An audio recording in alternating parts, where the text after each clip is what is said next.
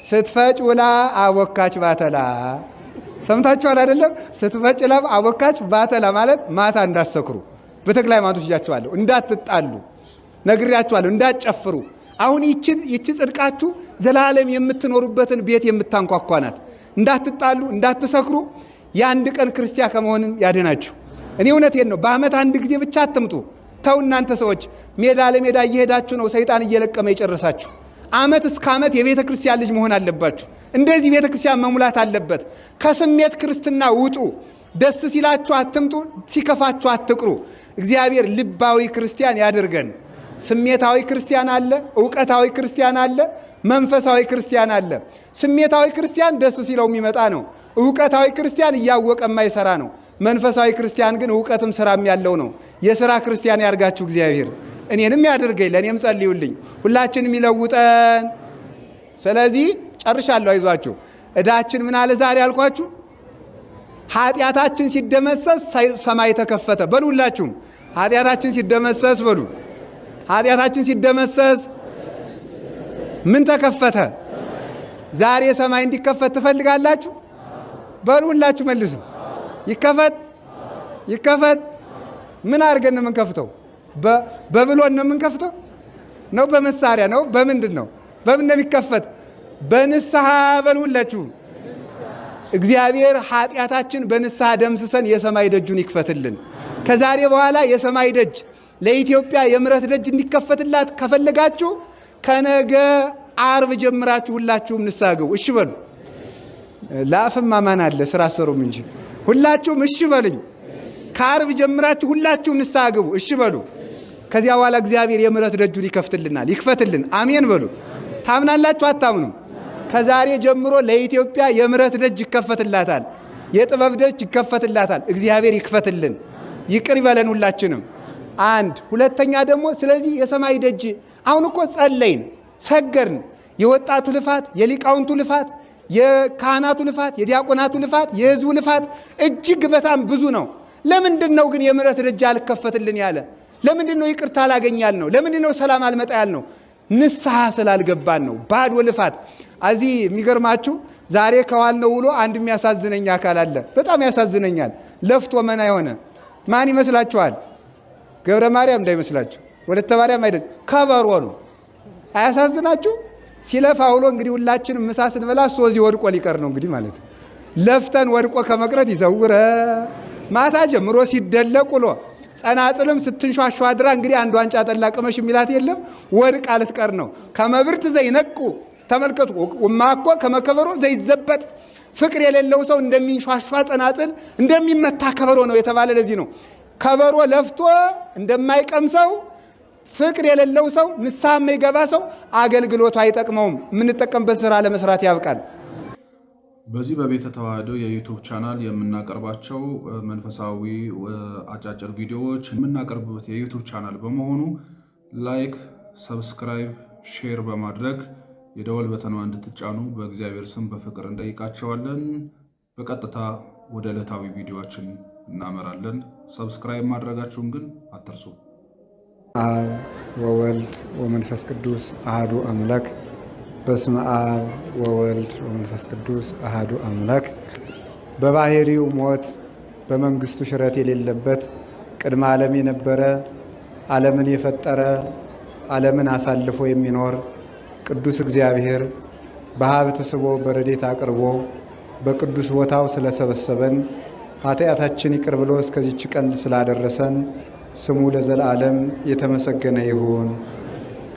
እግዚአብሔርን ብትወልድልን ለጥምቀት ለቁርባን ያበቃችን እናታችን ቅድስት ድንግል ማርያም ወላዲተ አምላክ፣ ቅዱስ መስቀሉ፣ ቅዱሳን መላእክት፣ ነቢያት፣ ሐዋርያት፣ ሰማዕታት፣ ደናግል፣ መነኮሳት፣ ቅዱሳን እግዚአብሔር ያከበራቸው ቡሩክ ተክለ ሃይማኖት የሁሉም በረከታቸው በሁላችን ላይ ጸንቶ ይኖርልን።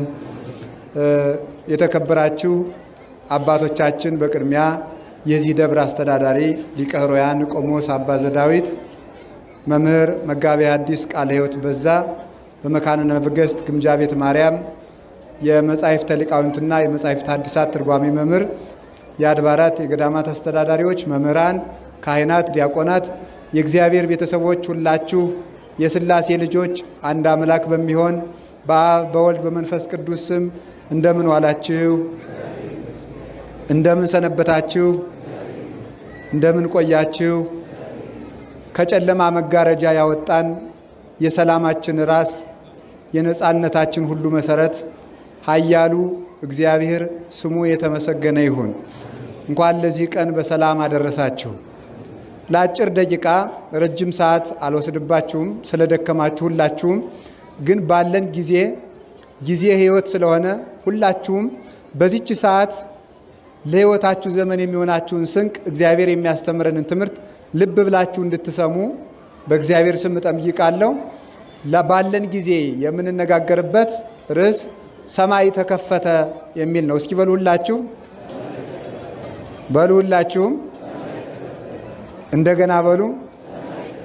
ዛሬ ጥር 11 ቀን ምን የተደረገበት ቀን ነው ተብላችሁ ብትጠየቁ ሰማይ የተከፈተበት ቀን። እስኪ በሉ። ለመጀመሪያ ጊዜ ሰማይ ተከፍቶ የታየበት ቀን ዛሬ ነው እና በዛሬው ዕለት ሰማይ ለምን እንደተከፈተ በአጭር ጊዜ ነግራችኋለሁ። ሁላችሁም አንድ ትእዛዝ ላዝዝ ነው።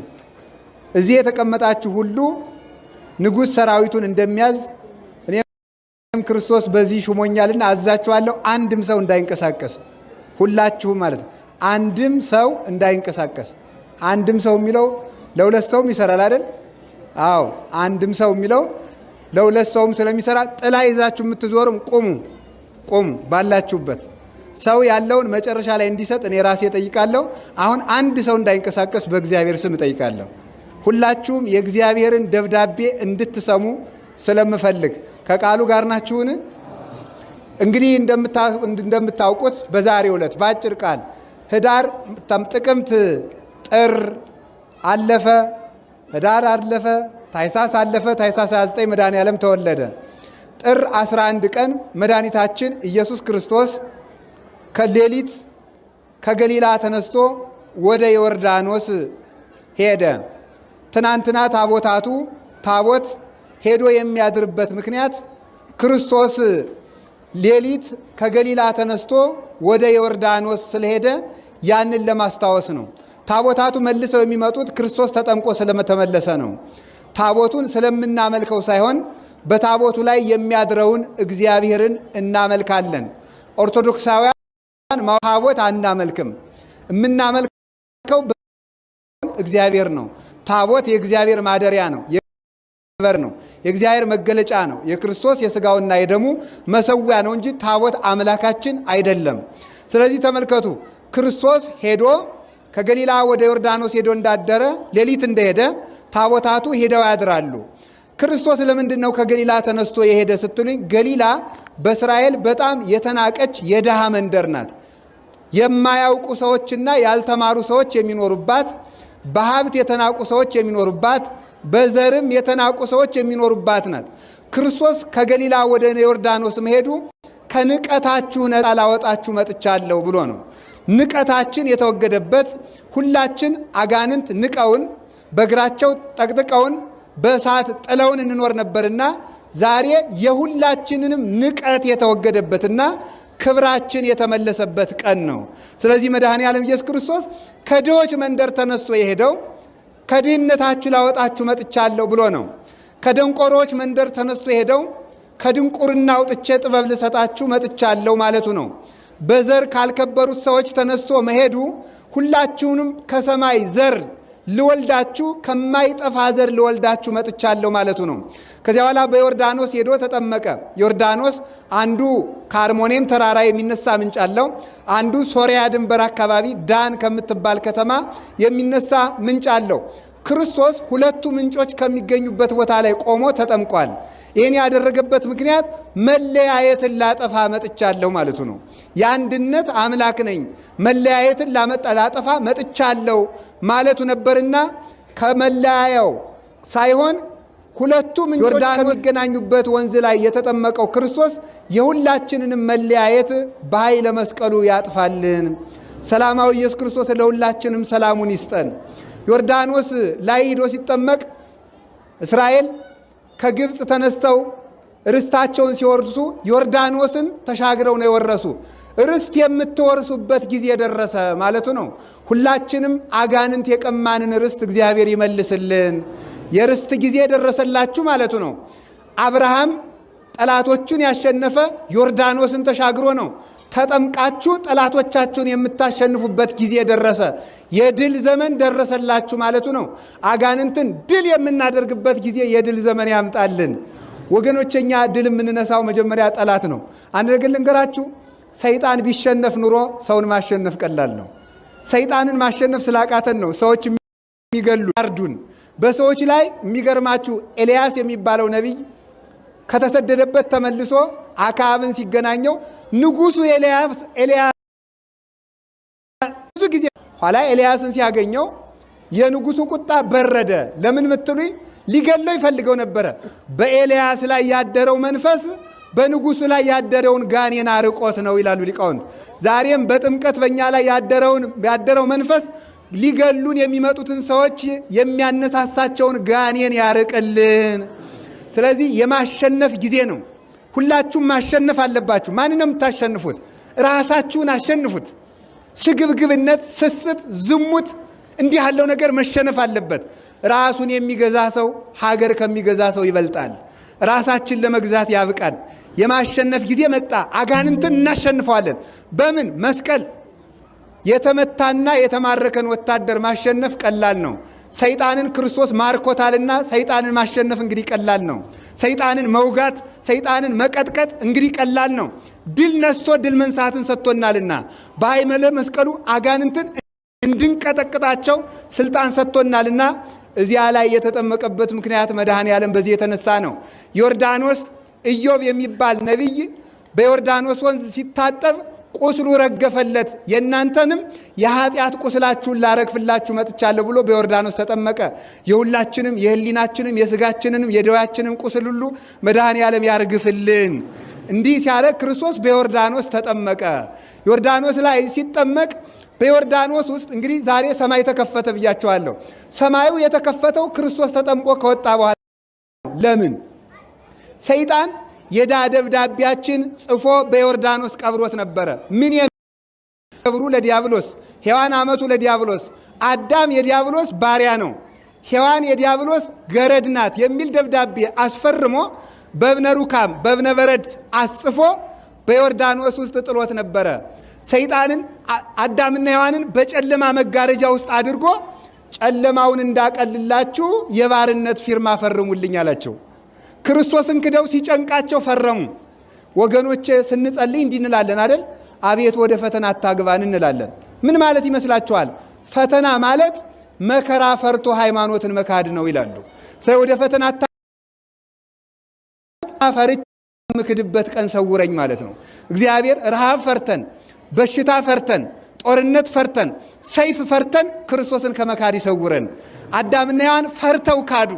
ከዚያ በኋላ ተመልከቱ፣ ማንም የቆመ ቢመስለው እንዳይወድቅ ይጠንቀቅ ያለ መጽሐፍ። ለዚህ ነው እዚህ ውስጥ አሁን ሁላችንም ጀግና እንሸታለን። ችግር የደረሰበት ቀን ግን ሰው ደካማ ነው ወገኖቼ። ሰው አፈር ነው፣ ሰው ትቢያ ነው። ሁላችንም እንደ መካድ ይሰውረን፣ የሃይማኖት ብርታት ያድለን። ያንን ደብዳቤ በዮርዳኖስ ውስጥ ሰይጣን አይታወቅብኝም መስሎት እዚያ ውስጥ ቀብሮ ነበረ።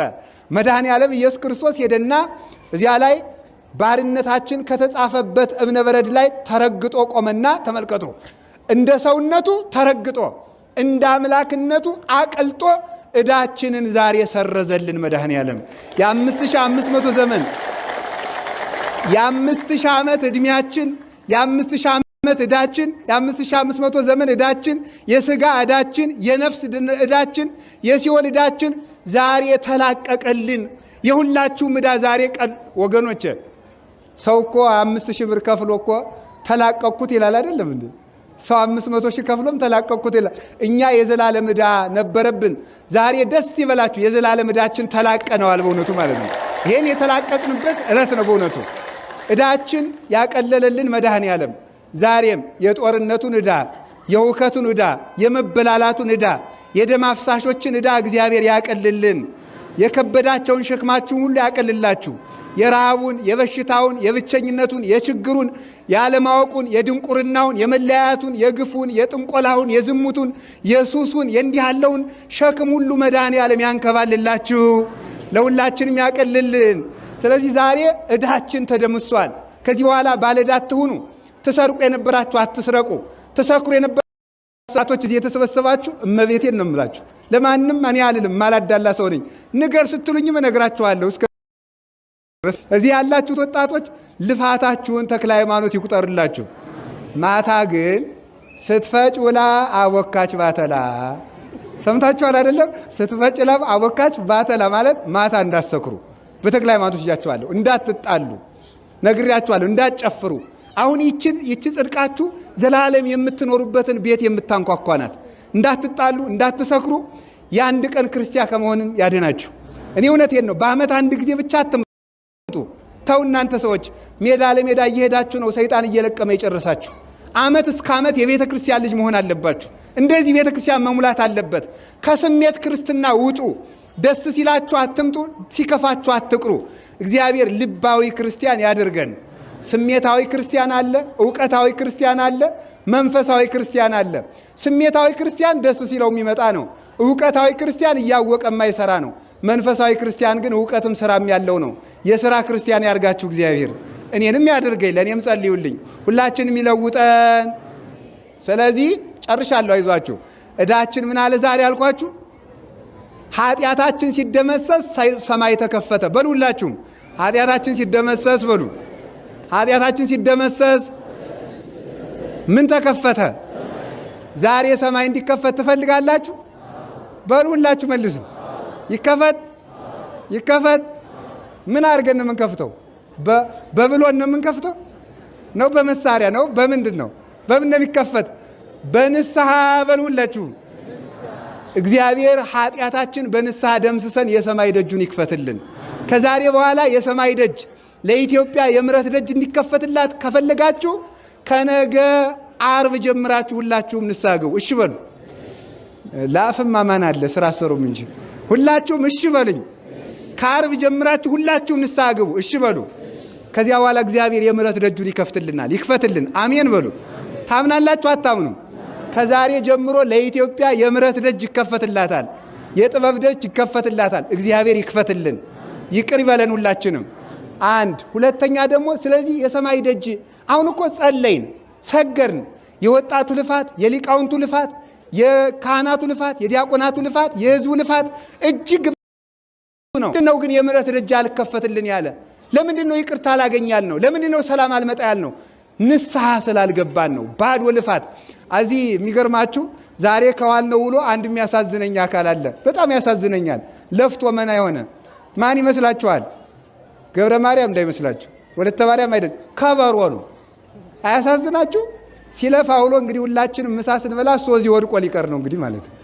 ለፍተን ወድቆ ከመቅረት ይዘውረ። ማታ ጀምሮ ሲደለቅ ውሎ ጸናጽልም ስትንሿሿ አድራ እንግዲህ አንድ ዋንጫ ጠላ ቅመሽ የሚላት የለም፣ ወድቃ ልትቀር ነው። ከመብርት ዘይነቁ ተመልከቱ። ማኮ ከመከበሮ ዘይዘበጥ። ፍቅር የሌለው ሰው እንደሚንሿሿ ጸናጽል እንደሚመታ ከበሮ ነው የተባለ ለዚህ ነው። ከበሮ ለፍቶ እንደማይቀምሰው ፍቅር የሌለው ሰው፣ ንስሐ የማይገባ ሰው አገልግሎቱ አይጠቅመውም። የምንጠቀምበት ስራ ለመስራት ያብቃል። ሁለተኛ ሰማይን የከፈተው ጥምቀት ነው። በሉ ሁላችሁም ሰማይን የከፈተው ምንድን ነው? ክርስቶስ ሲጠመቅ ሰማይ ምን አለ? ጥምቀት የሰማይን ደጅ ይከፍታል። በሉ ሁላችሁም ጥምቀት ምን ይከፍታል? ከዚህ በኋላ ወደ ሰማይ ደጅ ተከፍቶላቸው የሚገቡ ሰዎች ምን ያሉ ናቸው?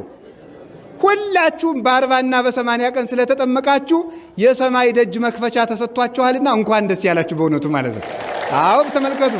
ስለዚህ ተመልከቱ፣ ጥምቀት ማለት ሰማይ ደጅ የምንገባበት የነጻችን ዋስትናችን ማለት ነው። የሰማይ ደጅ የተከፈተው በጥምቀት ነው። የክርስቶስ ደጅ የተዘጋ ደጅ ከፍቶልናል። ከተከፈተው በር ለመግባት ያብቃን። አላችሁ የላችሁም? ሶስተኛ ሃይማኖት ደጅ ይከፍታል። ጨረስኩኝ። የዚህ በኋላ ሃይማኖት በሉ ምን ይከፍታል? አቤት የምን ደጅ? የሰማይ ደጅ። አሁን ሃይማኖት አላችሁ አላችሁ አላችሁ?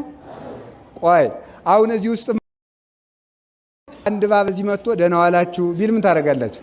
አትሮጡም? ትሮጣላችሁ። እነዚህ ሃይማኖት ትብላላችሁ ማለት ነው። ውሸታችሁን እኮ ነው በእውነቱ ማለት ነው። እስኪ አሁን እናከል አይጥ መታ ደርሳ ዱብ ብትልባችሁ ምን ታደርጋላችሁ? አትፈሩም? ትፈራላችሁ። ሃይማኖት በሉ፣ ሁላችሁም ሃይማኖት በሉ። የሰማይ ደጅ ይከፍታል። ሁላችንም ሃይማኖት ስለሌለን ነው ዛሬ የእግዚአብሔር የምሕረት ደጅ የማይከፈትልን። ግማሹ ጠንቋይ ነው፣ ግማሹ በጉልበቱ የሚመካ ነው፣ ግማሹ ደግሞ ሌላ ነገር ነው። ምኑ ሁሉ ይቀራል። ሃይማኖት ግን የሰማይ ደጅ ስራውም ምንድን ነው? ሃይማኖት። ሰማይን የሚከፍተውም ሃይማኖት ነው። ዛሬ ይገርማችኋል፣ አብ በደመና እየመሰከረ ወልድ እየተጠመቀ መንፈስ ቅዱስ በርግብ አምሳል ወርደው አንድነት ሶስትነት ለመጀመሪያ ጊዜ በሐዲስ ኪዳን ሃይማኖት አንድነት ሶስትነት የተገለጠበት ቀን ነው። ይህን ሃይማኖት የሰጠን እግዚአብሔር የተመሰገነ ይሁን። ሃይማኖት በሉ። የሰማይ ደጅ ይከፍታል በሉ እንጂ ሃይማኖት ምን ያደርጋል? ሃይማኖት የሰማይ ደጅ ይከፍታል። የእናንተ ሃይማኖት ምን ያደርጋል? የእናንተ ሃይማኖት ሁላችንም ሃይማኖታችን እንድንጠቀምበት እግዚአብሔር ይርዳን። የመጨረሻ አራተኛው ምንድን ነው? ትሕትና። እስኪ በሉ ትሕትና የሰማይ ደጅ ይከፍታል በሉ። የማን ደጅ? ማን? ዮሐንስ መጥምቅ እንዲህ አለ፣ ዘይደለወኒ እፍታነ አሳይኒሁ እምገሪሁ። የጫማውን ጠፍር ከእግሩ ልፈታ አይገባኝም። ከምኑ? ዘይደለወኒ ተልእኮ ህስርተ ሲል ነው ይላሉ ሊቃውንቱ። ወራዳ ስራ እንኳን የማይገባኝ ነኝ፣ የተዋረደ ስራ እንኳን ልሰራ የማይገባኝ ነኝ። ለክርስቶስ እንኳን ትልቅ አገልግሎት ትንሽ ተልእኮም ልላክ ማልመጥን ሰው ነኝ ማለቱ ነው። ልብ ብላችሁ ስሙ። በሞቴ ዮሐንስ የክርስቶስን እግር መንካት አይገባኝም ሲል ክርስቶስ ምን አለ? ና ከራሴ ላይ እጅህን ጫንብኝ አለው። አያችሁ፣ ለእግሩ አልመጥንም ቢለው ለራስ አያደርገውም መስላችሁ? ስለዚህ ምን አለ አባ ጊዮርጊስ? እስመ ሰዋስወ ወትሕትናሁ ለብእሲ ይክላይ ርጎቶ ውስተ ሰማይ። የሰው ትሕትናው መሰላል ሰማይ ያወጣዋል አለ። የሰው ልጅ ትሕትናው በሉ ወዴት ያወጣዋል? ወደ ሰማይ። ትዕቢትሳ ወዴት ያወርዳል? ወደ ታች። ስለዚህ ተመልከቱ፣ ጌታ ተመልከቱ፣ ዮሐንስ ተመልከቱ፣ እኔ ጫማን መንካት አልችልም ብለው ራሴ እንዳሰኝ ማለቱ ነው። ራሴ እንዳሰኝ ማለቱ ምንድን ነው? ምታት አይደለም ሲለው ነው። አንድም ደግሞ በብሉይ ኪዳን ጊዜ ሕዝቡ ኃጢአት ሲሰሩ በግ ይዘው ይመጣሉ። ከዛ ሊቀ ካህናቱ የብሉይ ኪዳን ሊቀ ካህናት ከበጉ ላይ እጁን ሲጭንበት የሕዝቡ ኃጢአት በበጉ ላይ ያርፋል። ከዚያ በኋላ ሕዝቡ ይቅርታ ያገኙ ነበረ። ዮሐንስ ከጌታ ራስ ላይ እጁን ያሳረፈበት የዓለምን ኃጢአት የሚሸከመውና የሚያስወግደው እውነተኛው በግ ይሄ ነው ማለቱ ነው። የዓለሙን ኃጢአት የሚያስወግደው የመጨረሻ ፈጣሪ በፍጡር እጅ ተጠመቀ። እስኪ በሉላችሁም ፈጣሪ በምን እጅ? ስለዚህ ምንድን ነው? ትሕትና በሉ እንጂ። በዚህ ምክንያት ምን ተከፈተ? ትዕቢት ሰማይን ዘግቶብን ነበር። በሉላችሁም ትሕትና ሰማይን ከፈተልን በሉ። አዳምና ሔዋን ምን መሆን ፈለጉ? አምላክ መሆን በሉ እንጂ። አዳምና ሔዋን ላዩን አምላክ መሆን ሲመኙ ክርስቶስ ዝቅ ብሎ ሰው ሆኖ መጣ። እነሱ ከፍ ሲሉ ሰማይ ተዘጋ፣ ክርስቶስ ዝቅ ሲል ሰማይ ተከፈተ። ዝቅ ብሎ የምሕረት ደጁን የከፈተልን አምላክ ክብር ምስጋና ይግባው። አሁንም ልብ ብላችሁ ስሙ። ቆይ አንድ ጊዜ ኋላ ታጨበጭባላችሁ እንግዲህ። ስለዚህ ምን መሰላችሁ ወገኖች፣ ትዕቢትን እግዚአብሔር ያስወግድልን። ትዕቢት ማለት ምን ማለት ነው? እኔ እበልጣለሁ ማለት ነው። እስኪ እኔ እበልጣለሁ በሉ። ሰውን የሚያጣላው ምንድን ነው? እኔ እበልጣለሁ ነው። ባልና ሚስት የሚጣላው በምንድን ነው? እኔ ነኝ ጥሩ ነው፣ እኔ ጅል ነኝ ቢል ሰው ጠብ ይመጣል እንዴ? እስኪ እኔ ጅል ነኝ በሉ ሁላችሁ፣ ማምላክም በሉ። እንደዚያ ነው ማለት ያለባችሁ። እኔ ጥሩ ነኝ አትበሉ፣ እኔ መልካም ነኝ አትበሉ። እኔ ሞኝ ነኝ ካላችሁ እግዚአብሔር ኧረ ጥሩ ነህ ይላችኋል። እኔ ጅል ነኝ ካላችሁ እግዚአብሔር ያነሳችኋል። እኔ መልካም ነኝ ስትሉ ግን ይጥላችኋል። ትሕትና ሰማይን ይከፍታል። አደራችሁን ትሑት ሁኑ። ትሑት ማለት እኔ ጸሎተኛ አይደለሁም፣ እኔ ጾመኛ አይደለሁም፣ እኔ ኃጢአተኛ ማለት አይደለም ትሕትና። ይሄ የአፍ ቅቤ ነው። ጠይም ትሕትና ነው፣ የማይረባ ትሕትና ማለት አይረባም። ስለዚህ ትሕትና ማለት ምን ማለት ነው? እኔ ኃጢአተኛ ነኝ፣ አዎ ኃጢአተኛ ነህ፣ ትሕትና አይደለም ይሄ። እኔ ሌባ ነኝ፣ አዎ ሌባ ነህ። እኔ ሰነፍ ነኝ፣ አዎ ሰነፍ ነህ። እኔ ዘማዊ ነኝ፣ አዎ ዘማዊ ነህ። ይህ ትሕትና አይደለም። ትሕትና ማለት ሲሰደቡ ይገባኛል ብሎ መቀበል ነው። ሲተቹ መቀበል፣ ሲሰደቡ መቀበል፣ ከሌላው ከኔ ይልቅ ለገሌ ይሰጠው ማለት፣ ብልጫውን ለባልንጀራ መስጠት፣ እንዲህ ያለው ሰው ትሕትና ይባላል። ትሕትና ደግሞ ከራስ ለሚያንስ ሰው ራስን ዝቅ ማድረግ ነው። እስቲ ከራስ ለሚያንስ በሉ። ቆይ አሁን እኔ የጳጳሱን ማጀብ ስማቸው ትሕትና ነው አይደለም? እንደሚበልጡኝ የታወቀ ነው። ይሄ ትክክል ነው የሚባለው። በሉ ትክክል በሉ። ሕግ ነው እንጂ የትሕትና አይደለም። ትሕትና የሚባለው ከምዕመናን የአንዱን ጫማ ብስም ነው። አያችሁ፣ ይሄ ምን ይባላል? ትሕትና። የገዳም ባይታዊ መጥቶ ለዚያ ብንሰግድለት እሳቸው ጻድቃን ናቸው ብንል ይሄ ትሕትና ይባላል። ትክክል በሉ። ግን ሲጋራ እያጤሰ ጸጉሩን የፈተለ ሰውዬ ያንን ሰውዬ ማክበር ግን እዚህ ላይ ትንሽ ይከብዳል አይደለም? ትሕትና ማለት እኛ በጽድቅ እንበልጠዋለን የምንለውን ሰው ማክበር ነው። ስለዚህ መጽሐፍ ምን እንደሚል ታውቃለህ? ማጠቃለያ ጥቅሴ ነው። አንተ ሰው ዘማዊ ብታይ፣ ሌባ ብታይ፣ ወንበዴ ብታይ ይሄ ሰውዬ በቀኝ የተሰቀለው ወንበዴ እኔን ቀድሞኝ መንግሥተ ሰማያት ይገባ እንደሆነ ምን አውቃለሁ እያልክ ለፍ ይላል። በማንም ሰው መፍረድ የለብንም። በማንም ሰው መተቸት የለብንም። ሲጀመር የሚፈርድ ሰው የክርስቶስን ስልጣን የቀማ ነው። መፍረድ የአምላክ ስልጣን ስለሆነ ማለት ነው። እግዚአብሔር ትሕትናውን ያድለን። አሁን ከዚህ በኋላ እኔ ይሻላለሁ ነው ወንድሜ ይሻላል ነው የምትሉት? እስቲ ሴቶችም በሉ፣ እህቴ ትሻላለች በሉ። በሉ ሁላችሁም በሉ እንጂ አሁን ሰው የውሸቱን ትውት ትውት ይልና አንተ እኮ እንደው ሰነፍ ነው ሲሉት አሬ ትዕቢተኛ ስለሆነ ማለት እና ይሄንን ትዕቢት እግዚአብሔር ያጥፋላችሁ፣ ያጥፋልን።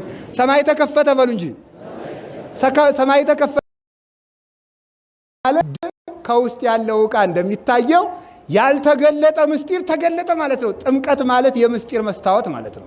ሌላ ደግሞ ሰማይ ተከፈተ ማለት የእግዚአብሔር ቸርነት፣ የቸርነቱ በር ተከፈተ ማለት ነው። የቸርነቱን በር ይክፈትልን። እግዚአብሔር ደስ ይበላችሁ። በሶስት ነገር አባታችን ነው። በፍጥረት በሉ፣ በጥምቀት፣ በምሕረት። መጀመሪያ አድርጎ ፈጠረን። በምን? በፍጥረት በሉ እንጂ ኃጢአት ሰርተን አበላሸ ነው። ኋላ በጥምቀት ደግሞ እንደገና ወለደን። አሁን ለስንተኛ ጊዜ አባት ሆነን እግዚአብሔር? ሁለት። በጥምቀት ደግሞ ተጠምቀን ኃጢአት ስንሰራ ደግሞ እንደተበላሻችሁ ቅሩ ሳይል የምሕረት አባት ሊሆነን ደግሞ የምሕረት ደጅ ከፈተልን። ስለ እግዚአብሔር ተመልከቱ። በፍጥረት ባይሆንልን በጥምቀት፣ በጥምቀት ብንበድል በምሕረት አባታችን ነው። የምሕረት አባታችን እግዚአብሔር በምሕረቱ ይማረን። ሁላዮች እንድንሆን ይቅር የሚል ልቡና ይስጠን። በእኔ በኩል ጨርሻለሁ። እንዳትጨፍሩ፣ እንዳትሰክሩ፣ እንዳትጣሉ በአብ በወልድ በመንፈስ ቅዱስ ስም ይዣቸዋለሁ። አንድ ሰው እንዳይጣላ፣ አንድ ሰው እንዳይሰክር ይሄንን ነግሬያችኋለሁ። በአብ በወልድ በመንፈስ ቅዱስ ስም ይሄንን ብትተገብሩ ደግሞ እግዚአብሔር ዋጋ ይከፍላችኋል። ዋጋ እንድታገኙበት እግዚአብሔር ይርዳችሁ። በየድርሻችሁ ያገለገላችሁትን ሁሉ አንድ ሐሳብ ልንገራችሁ። አሳ መረብ አለ። አሳ ሲጠመድ በአንድ ቀዳዳ ነው በሁሉም ነው የሚጠመደው? በሉ ንገሩኝ እንጂ በሁሉም ነው። በአንድ ቀዳዳ ብቻ አይጠመድም። በካህናት ብቻ ቤተ ክርስቲያን አትኖርም። በየድርሻችሁ የሰራችሁትን ሁሉ እግዚአብሔር ዋጋ ይክፈላችሁ። ሰላማዊ ኢየሱስ ክርስቶስ በብርሃነ ጥምቀቱ ብሩህ አእምሮ ይስጠን። ጨለማውን ኃጢአታችን ያስወግድልን። በኢትዮጵያ ላይ የተጋረደውን የሞት መጋረጃ ሁሉ በብርሃነ ጥምቀቱ ገፎ እንጦሮጦስ ያወርድልን። ሁላችሁንም የመንግሥተ ሰማያት ወራሾች ለመሆን ያብቃችሁ፣ ያብቃን። ወስብሐት ለእግዚአብሔር። ለመምህራችን ለአባ ገብረ ኪዳን እግዚአብሔር አምላክ ቃለ ሕይወት ያሰማልን። እኛም ደግሞ የምንሰማውን ቃለ እግዚአብሔር 30 60 መቶ ያማረ ፍሬ እንድናፈራበት እግዚአብሔር አምላካችን ይርዳን። እንግዲህ እንዲህ እያልን እዚህ ላይ ደርሰናል። የተወደዳችሁ የእግዚአብሔር ቤተሰቦች ቤተ ተዋህዶ ወይም ደግሞ ተዋህዶ ልጆች የሆናችሁ በሙሉ ይህን የዩቱብ ቻናል ሰብስክራይብ፣ ላይክ፣ ሼር ማድረጋችሁን አትዘንጉ።